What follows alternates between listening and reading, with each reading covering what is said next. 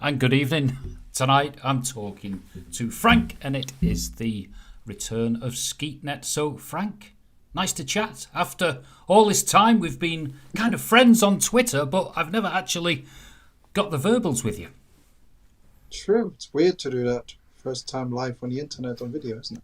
It is indeed. Now, you're a bit of a character round Douglas. I know that you're involved in the Douglas political scene, but we don't want to go too deeply into that. But I'll just ask you, how is it going? Because you've been an elected councillor for what, 3 months? No, less than that, I think.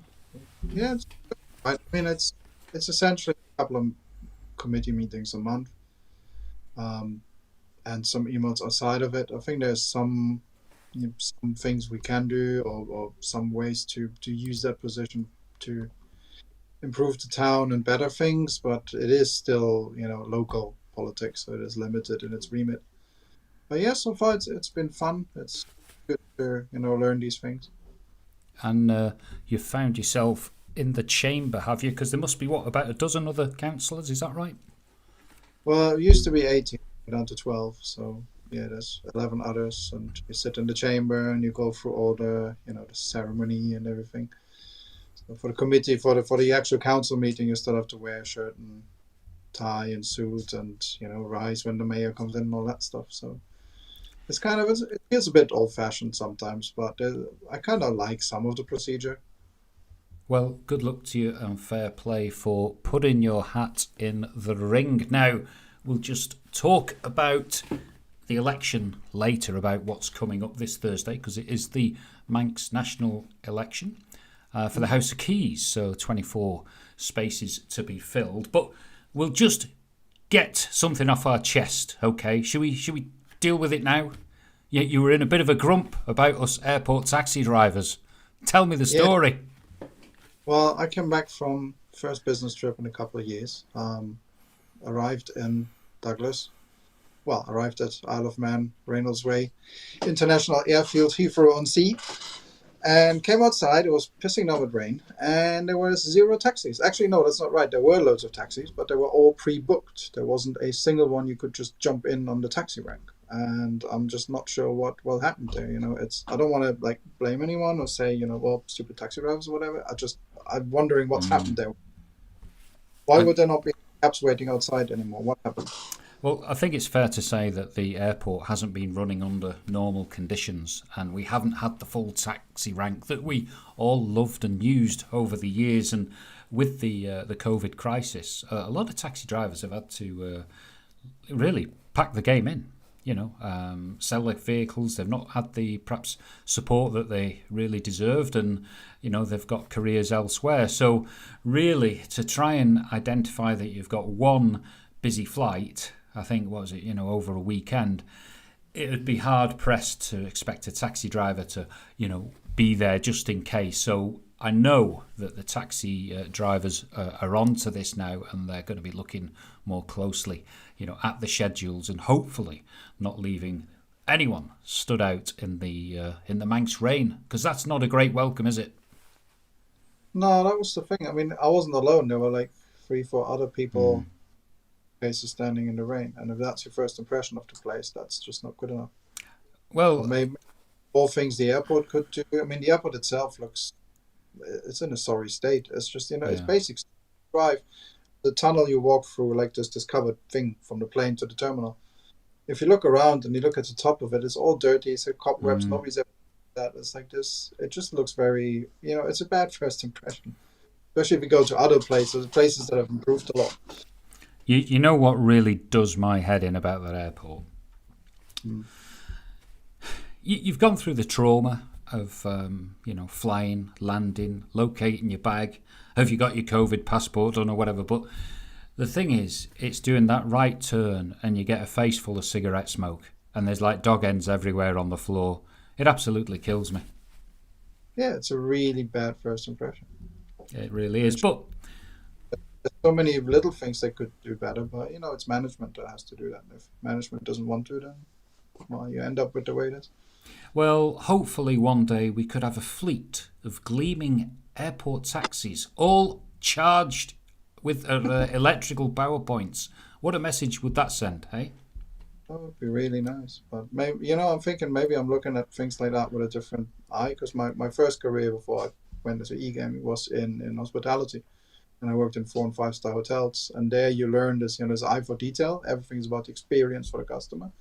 And if my manager, the director of the hotel back in Bavaria, would have seen the state of, some of the things at the airport, I mean, he would have just clipped us left and right. He Mm. would have just like, this is unacceptable. Yeah, you expected to see these things, improve these things, and there just doesn't seem to be much desire to improve. So, Yeah, yeah, falling apart at the seams, I think. But hopefully, the new administration that will be baptised in the near future, the votes will be counted on Thursday evening, and there'll be a new dawn on the Isle of Man, an era of hope and prosperity and we say, vibrancy. we say that every time, and then it usually doesn't end up that way. But we'll see how many. There could actually be a fair number of new faces in this time, I think. But there will still be probably half of them will be people we know, and they get re-elected. That's not a bad thing, though, is it? Because we have got some good people who've been in situ. I can just flag up, say, not showing any favouritism, but someone like Chris Thomas has seemed very active, hasn't he? I like Chris Thomas. I met him a couple of times over when I worked for a blockchain firm, Quanta Tech Q Services. Then we were thinking about like the COVID passport and things. We were working on some of that. It's now called Tento Health, and he was interested in it, and we had some really good chats. I really like him. He's smart. He's good. Mm. I sincerely hope he gets back in because he's an asset too. He is, and I think that there is a position really at the moment where anyone who was in the inner sanctum, we'll call it combing, they were bound and gagged, weren't they? Pretty much, and it's good now that we have ended this. Well, I mean, this collective responsibility is, of course, bad because it, Mm. people to do things. But it's good that we don't have the incentives anymore, where you can blackmail a minister in towing the line Mm. by making a minister and giving him more money. That's that was always a big that was political corruption built in, and that's wrong. So that's gone. That's a step forward.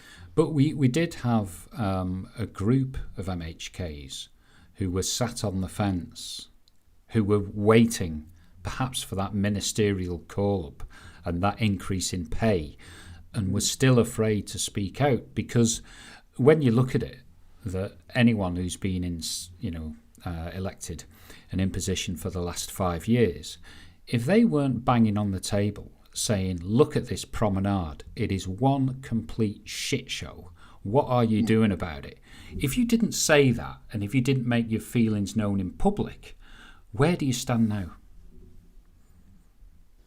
Well, I think that the problem is in the quality of candidates and why they're there. That's what I would look at mostly. And, should they really, like, for example, in some of the some of the meetings, I'm not going to say which meeting, you can look at the videos, but some of the hustings that were filmed by Manx Radio, I think. Some of the candidates brought up topics like, oh, residents come to me and say, the old dog poo and boy racer. Not an issue. Okay. That is an MHK should not be worried about that. That's an issue for the likes of me, like the councillors. You should send that. And some of the MHKs, for example, one MHK in East, no, South, sorry. He does that. One of the current, or the ones that are not MHKs anymore now. He did that correctly when there were issues coming up like dog poo or domestics or whatever. Not. He forwarded it to me because I'm the council, well, not just to me, but to the council itself, and that's how it should be. So yes, none of them did much about the promenade, but it's I don't know. There's too many MHKs still that I think are just standing for, well, let's call it what it is. They're standing for the money, and that's the quality of candidate that we attract is still not quite, I think, where it should be. Some of them do it, from the heart and they have the right intentions, but the road to hell is paved with good intentions. There's an issue with the quality of candidate, and I'm not sure how we can improve it. Offer more money, that alone will not fix it. I really don't know. Party politics? Is that the solution? I think, there is a place for party politics, of course, but what I am seeing is that we've got some great people on the Isle of Man who are clever, creative, and innovative, and would be more than capable of fulfilling the role. But at what price? You'd be taking a pay cut. You'd be losing, the business that you've built up. You'd be in the public eye. You'd have a month that's filled with, say, 300 emails, 500 pages worth of reading, and no one is really going to be patting you on the back saying what a great job you've done, when, a lot of people, when they're in business, they've got their own business. They've got that independence and satisfaction, haven't they?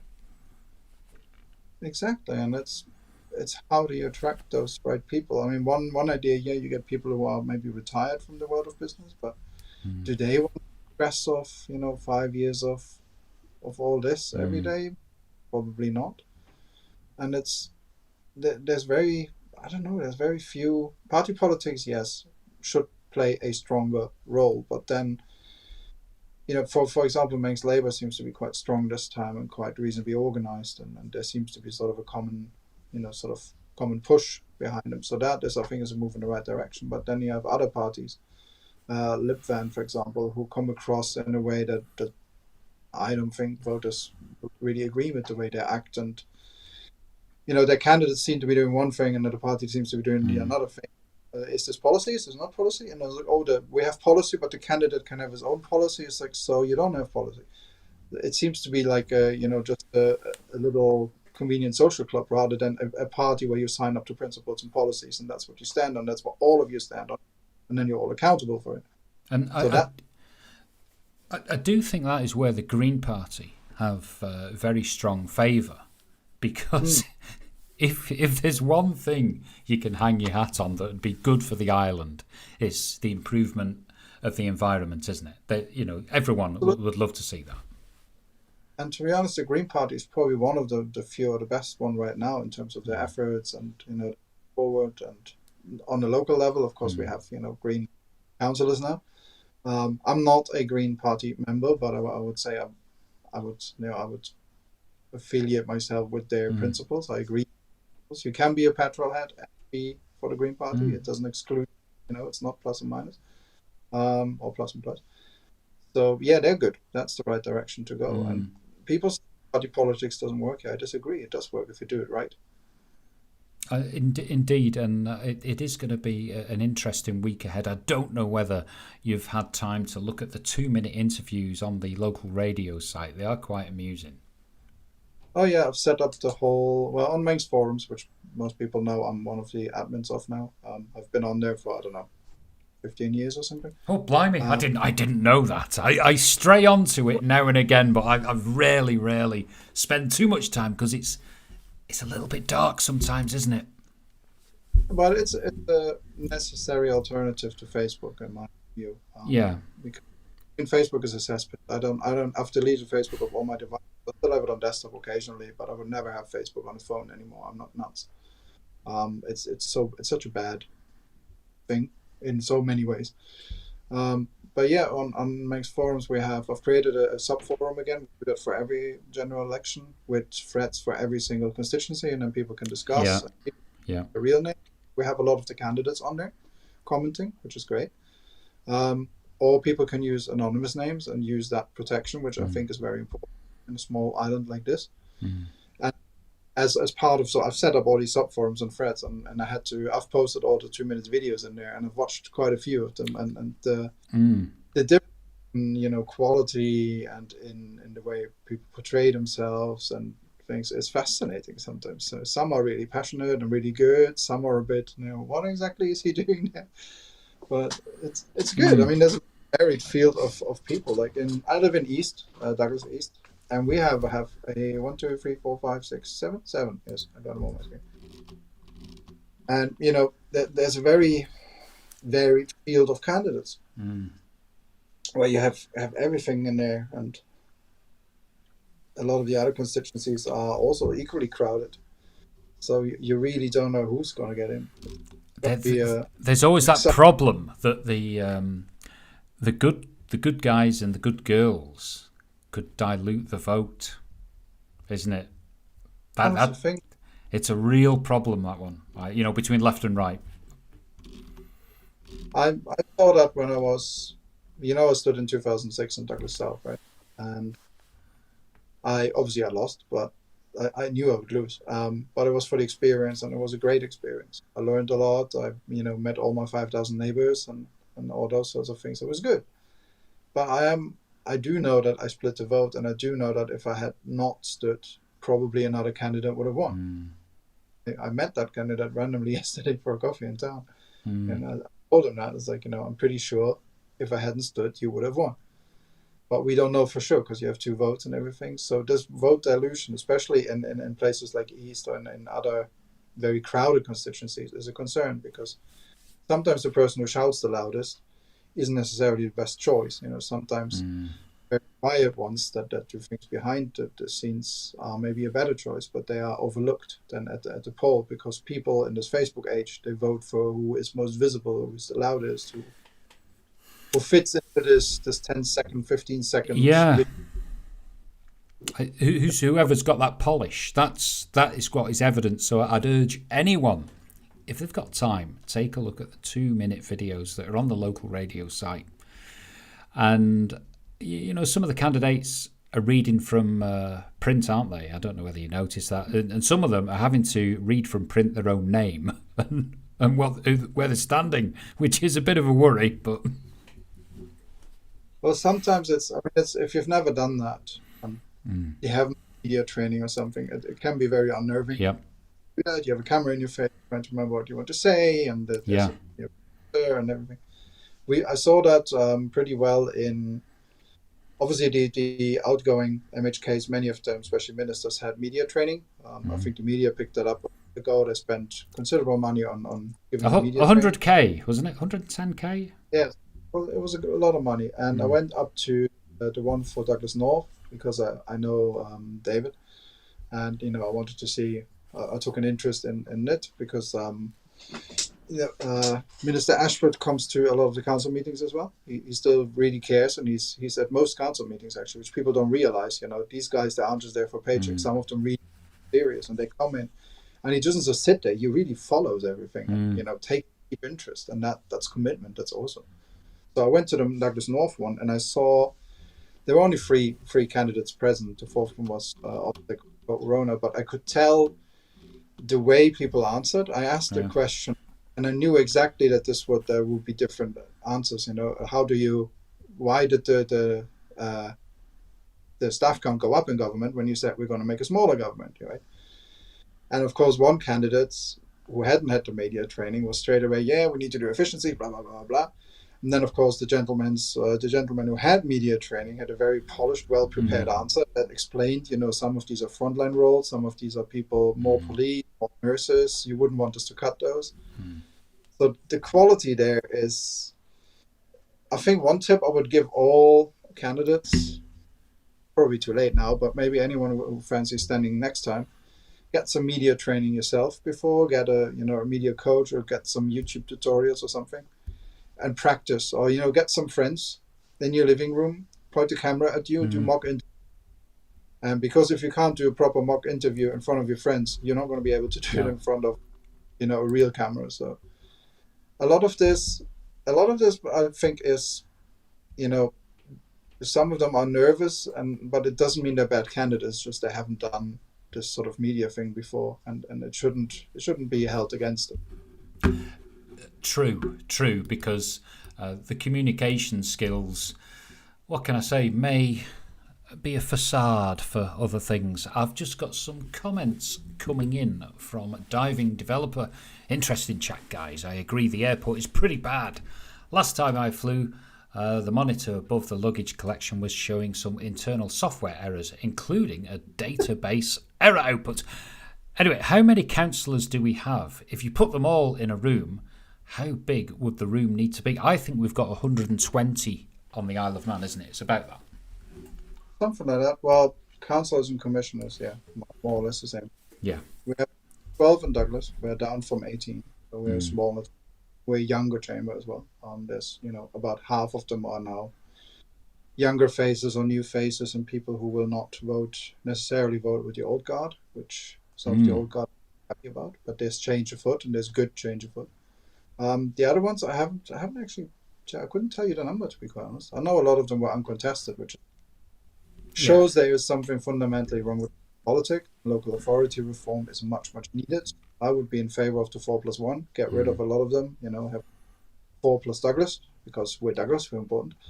Um, yeah, there's too many, and there's not enough interest in it, and the island is overgoverned. We need to do something there. And I would be absolutely happy to be the turkey who votes for Christmas and vote against my own job in council, because I'm not there for a career. I'm there to do the right thing.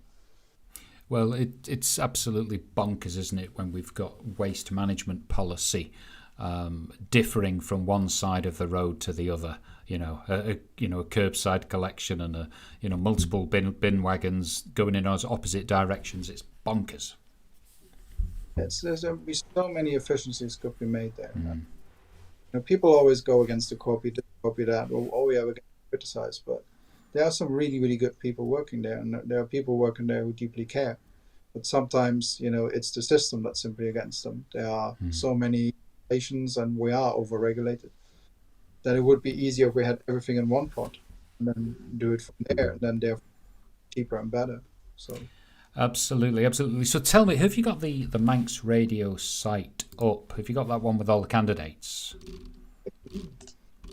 Right. So it starts with Arbury, Castletown, and Maloo. Let's have a look.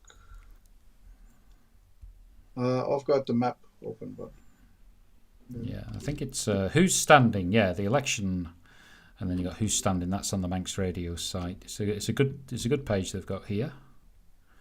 who's standing? Cool. Yeah, Manx Radio is really. Arbury Castletown, so.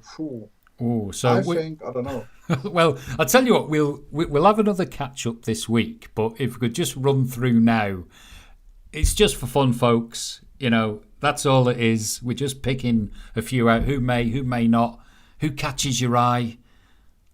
What do you see? I'd say, usually you say if I was a betting man, but then I am a betting man, so I should actually know. Probably Cuisine and Glover. Or Glover and Morehouse, I could see. Ayer and Michael. Hang on a minute. I think anyone who is in Comyn at the moment and not a shining light is on the back foot. I'd say they have got an up when the outstanding achievement is Sky Lantern legislation. 5 years of government has produced. We're world leaders in Sky Lantern legislation. I think anyone who's on the back foot. You have to keep in mind the dynamics of Manx elections. Manx elections are won on the doorstep. They are won on the basis of who you know, where you live. They're not necessarily won on what you've achieved in the last 5 years or your policy. Exactly. And if you're a good constituency MHK and you respond to those people's needs in the appropriate way, then I agree. But I think on that line up there, Tim Glover is very polished, isn't he? When his deportment is going to be. I saw Stephen Crowther on the 2-minute job. That was actually quite good. It was quite snappy. He caught my eye. And the current guys, it'll be interesting to see how happy the Castletown electorate are. Really. I think that's the foundation, isn't it? And Castletown, Arbury, and Maloo, really. We'll see. Ayer and Michael. Ayer and it's an 8-ball. Mr. Baker will be shaking in his boot.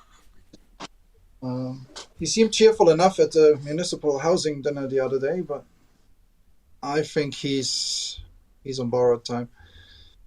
Let's see. I really couldn't call this. I've seen Duncan Livingston. He posted on Manx forums. He came across, with some of the right ideas, but he, for example, said he's not posting manifestos to save paper. Great. He's putting his manifesto in the Courier instead, which he thinks everyone gets. Not great, because not everyone gets it or will read it. The idea is great, and he seems to have the right mindset. I like him. Is it enough to win? Probably not, but it's ahead of his time. I honestly couldn't call this one. It is I wouldn't know. I wouldn't want to. You, I you, think, you, you know, King Alfred is he's got his own agenda, hasn't he? He's well connected, great communicator. oh yeah, he's probably. But Mr. Baker, I don't know. I wouldn't, I wouldn't book that second holiday just yet if I was him, Mm. because there might not be a budget for it. I don't know. So, Douglas, oh, tough. Chris Thomas, for sure, good. And people realize he's good.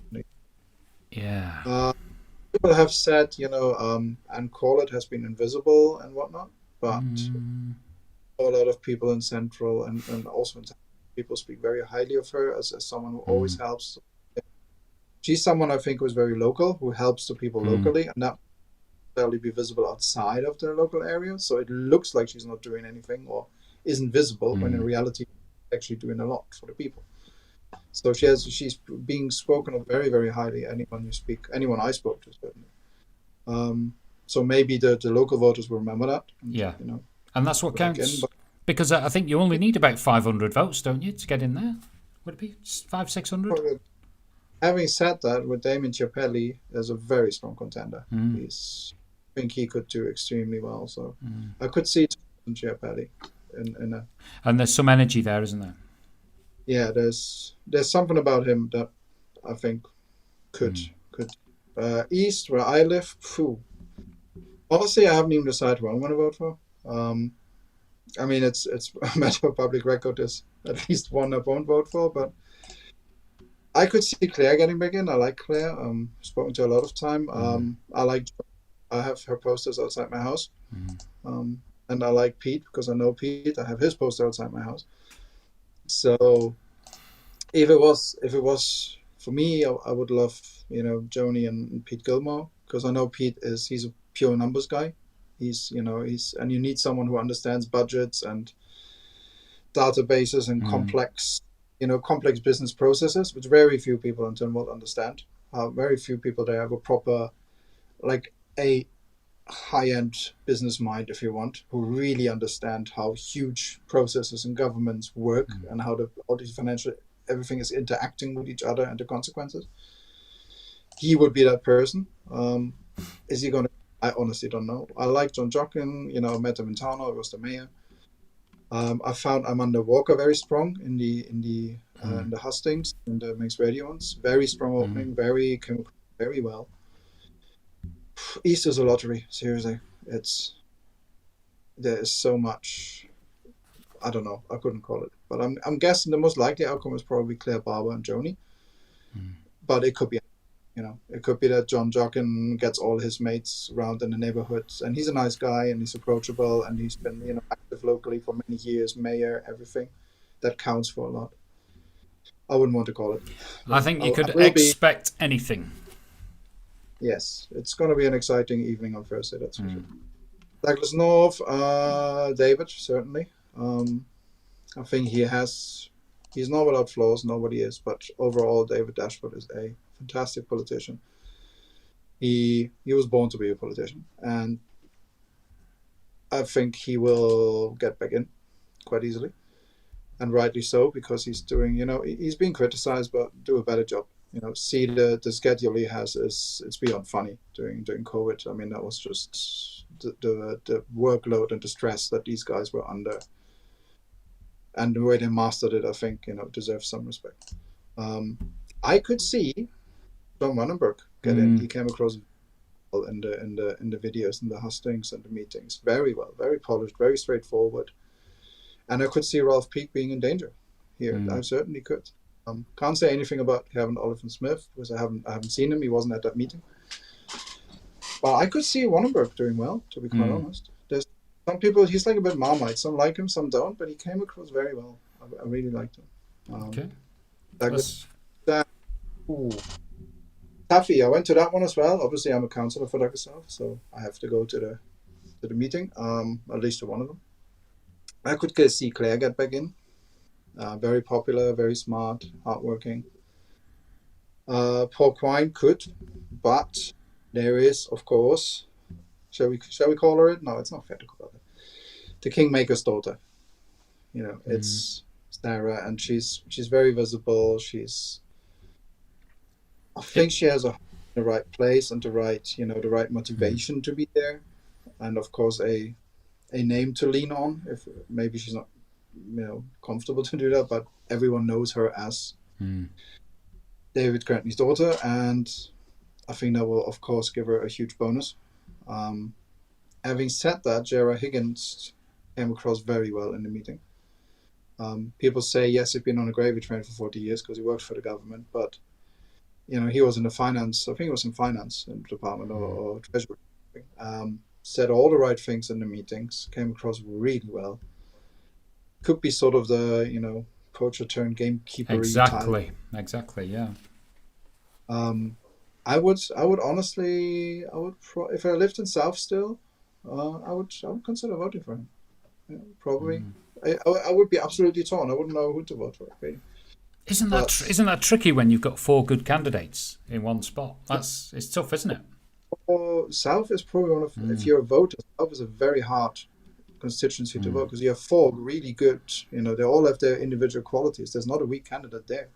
mm. So who you want to choose, right? And I think it will come down to local affiliation and contacts. And I don't know, either Claire Christian and Sarah or Claire Christian and Paul is probably the most likely outcome. But it's a lottery. We'll have to see and wait till Thursday.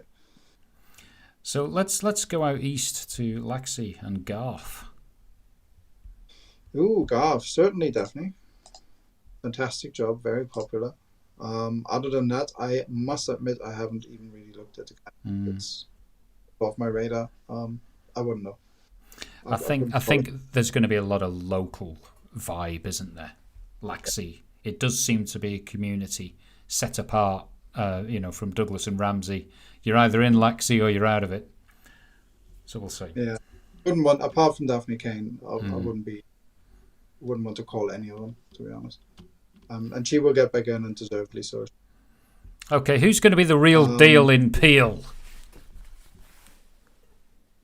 I know who a lot of people in, and that's a certain minister who likes to import birds to shoot them for sport.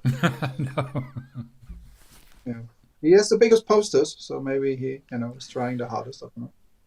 I. Mr. Can't even put his name on his posters. He's in breach of the election rules with that. If he Oops. watches, May wants to put his, Okay. Allegedly, we'll see. the publisher requirement. Yeah. Kate Lord Brennan certainly, I think we'll get in. Oh, I do. I like listening to her. She is She's universally. good. Yeah, she's good. Uh, the second one, I honestly, I don't know. I couldn't. Well, we've got Leo, our Green Party operative, and like we said before, anyone who votes for the Green Party, surely they're only going to get good things in return. True, maybe it's time to get more green in the House of Keys as well. We have loads on the. Hey, I've got some more. I've got some more questions coming in. Councillor positions aren't attracting much competition because they're not 60k plus salary positions. Despite that, the people to watch are those people who want to work in those positions, right?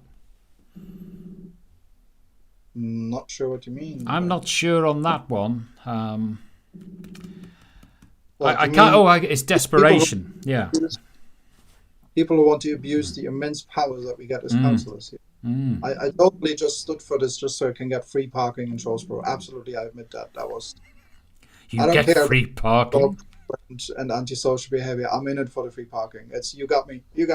I'm in it.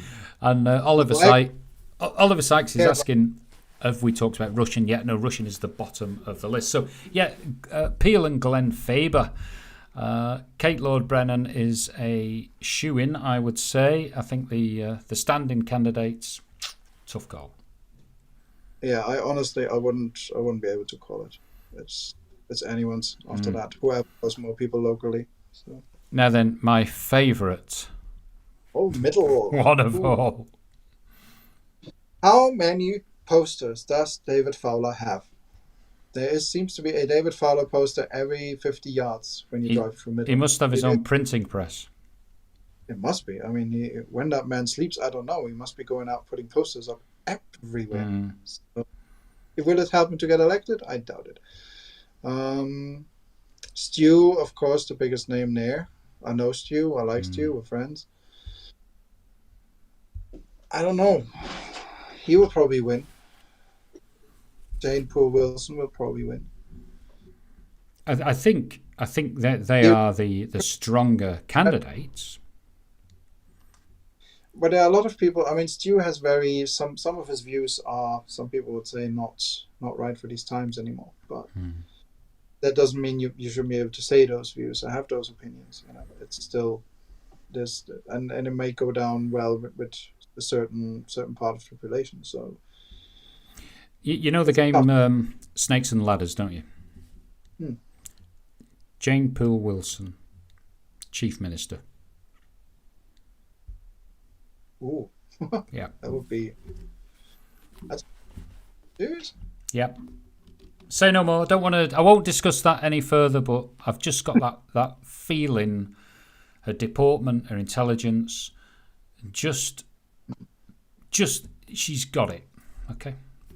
We'll move on to Onken. Onken, where the street lights are Ooh, never on. Where the street lights are never bright enough. It's so I dark. live right at the border. Literally the border. The sign is up the road here. So luckily I'm still on the Douglas side of the crazy parish of Onken. Um, Tuffy. Actually, probably not. Julie for sure. Yeah, absolutely. Um, well liked, well respected. You know, absolute. I would say certainty. Absolute crusader. And the other ones probably too weak to prevent Rob Callister from getting in. So it'll be Rob and Julie. Mm. I Is think, my prediction. yeah, I think you're right. I think the others are.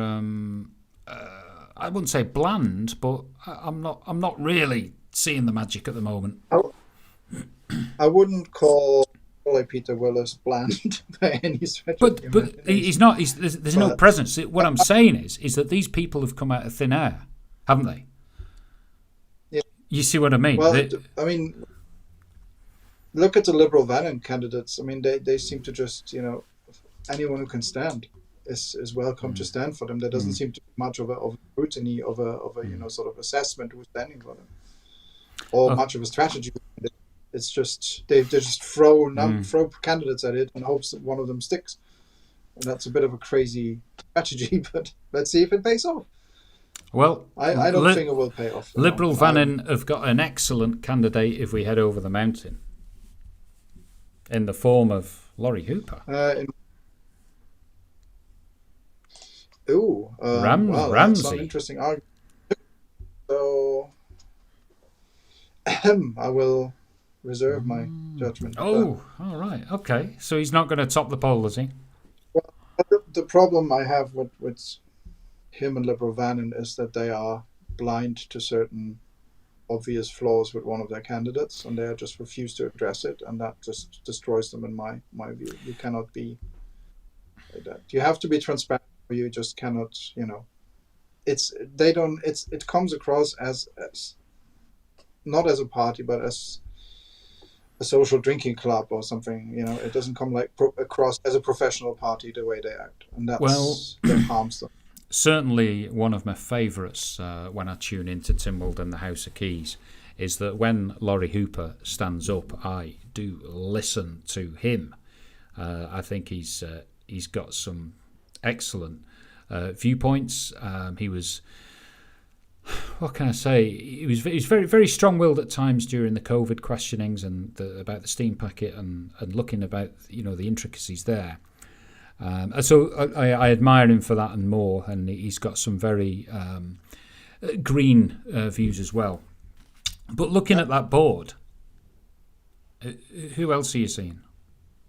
You know, I mean, there's the eternal Leonard Singer. Some say he already dined with Manannan at the table back then.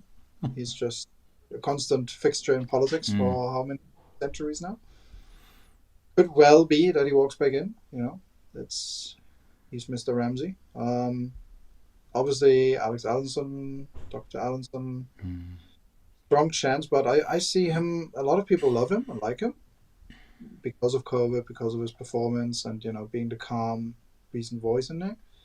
And a lot of people don't like him because of COVID and his performance within that. So he seems to split people sometimes. But I think we may well end up with what we had. Yeah. If they that it will probably be Leonard Singer getting back in. Maybe maybe the people who don't like Allenson will switch back to him or something. That's the only upset I could see. Other than that, I mean, Simon Mann, did you see some of his policies on when you commit a crime, you can buy your way out, basically, in his manifesto, which is like, read his manifesto. It will entertain you. Certainly. I'll make a point of checking that one out. Thank you. That sounds interesting. He has a very interesting concept on crime and punishment, which you may want to read. I will. Okay. Yeah, I think we'll probably end up with the status quo. Maybe Singer will replace one of them, but it's unlikely. That's okay. And finally, we've got the parish of Rushen. Well, June, obviously. Yeah, that's a given. I honestly don't know.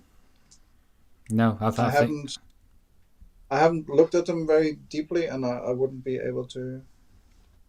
I think we're going to be talking about a handful of votes. We'll split it. Yeah, it's one of those where it might go down to like 2-digit differences in votes or something. But you can do that in most constituencies. In Ramsey as well, it could get really, really close. But, yeah. Well, exciting times, Frank, and thank you for sharing your views. Maybe we'll catch up during the week or just after the results and see whether any of our forecasts and predictions and feelings have turned out to be true. But in the meantime, I'm sure it's time to recover from your road trip, was it? You're not too long back, are you? Well, no, I'm slowly recovering.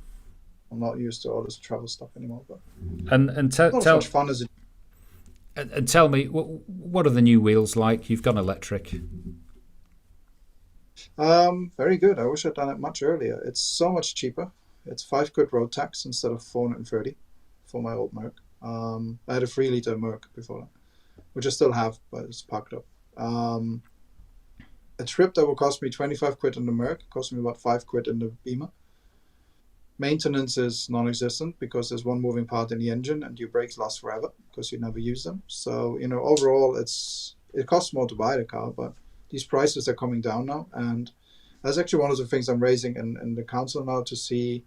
We have this deadline of 2030 in everyone's mind when the ICE engine will die. I think it's going to be way sooner, especially having seen Munich now this week and everyone bringing out low-price, mass-produced e-vehicles. We need to be ready, in 2, 3, 4 years' time for a significant increase in EVs on the island. And people will, because a lot of people who live in, I'm lucky I have a drive, so I can plug it into the greenhouse and overnight it's full.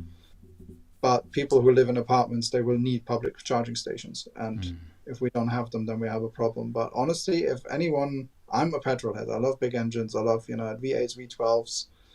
For a while, I drove nothing under a V6. I have anything under 3 litre, I didn't consider a car. But now that I've switched and tried it, when I sometimes go back and drive the old Merc again, it feels like driving a dinosaur. It is so... Really? Well, the BMW, it's carbon fiber, so it's very light and fast, and it's night and day. It's past and future.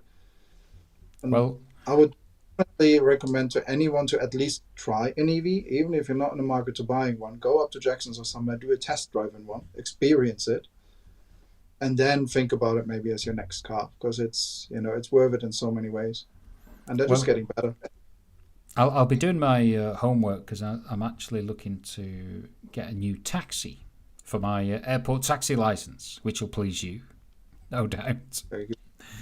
So I'll be thinking about what would be a suitable electric saloon to do the job that's got the mileage and would be affordable. There's a question. Surely we should be getting a grant. Affordable is the problem. We don't have the grants over here or the support. If you're in Germany, you get, I think, up to 8,000 or 9,000 euros in support, which means there are offers there where you can lease an EV for 10 quid a month because you get 9 grand from the government on top. So, someone like Hyundai or someone, they had an offer. It's literally, I can send you the link, it's literally €10 a month because they get the money from the government and they say, okay, thanks very much. That's enough for 2 years. Here's the car for a tenner, go. Wow. And that's how you must take up. But at least anything over here would be nice. We get nothing. So. And all fueled by our gas-fired power station. But that's another story, Frank. So we'll... There will be ways to do it environmentally friendly. That's not a reason not to do these. We'll catch up on that. So thank you very much again. It's been fun to meet and talk at last. Catch up soon. Good night.